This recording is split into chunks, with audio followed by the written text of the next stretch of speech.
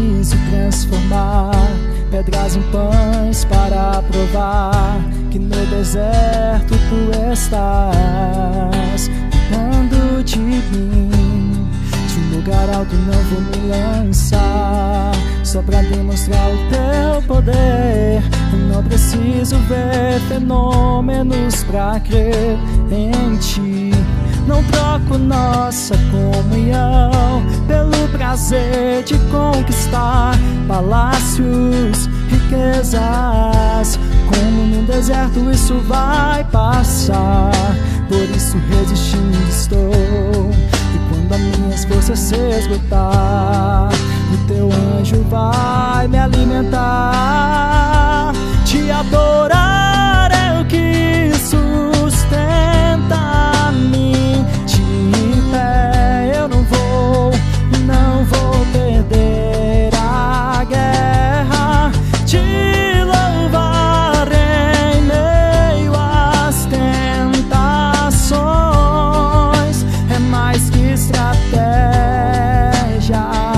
Eu posso não ver o amanhã, mas hoje sei que esse deserto vai chegar ao fim.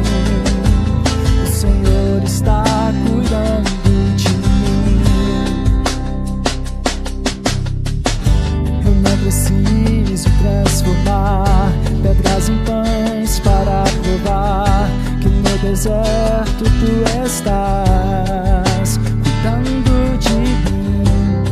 De um lugar alto não vou me lançar só pra demonstrar o teu poder. Eu não preciso ver fenômenos pra crer em ti.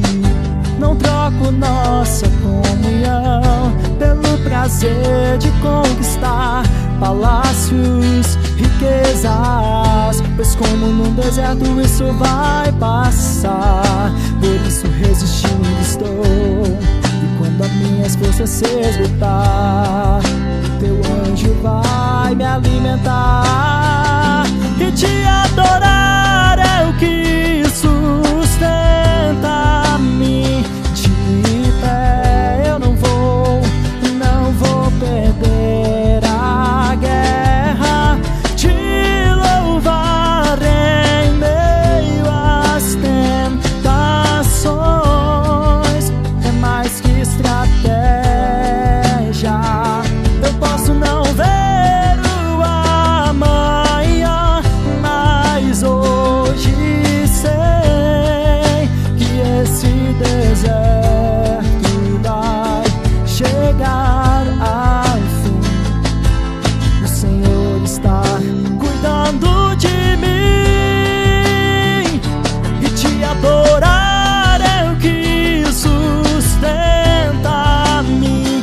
De pé eu não vou perder a guerra. Te louvar em meio às tentações é mais que estratégia. Eu posso não ver o amanhã, mas hoje sei que esse deserto vai chegar ao fim. O Senhor está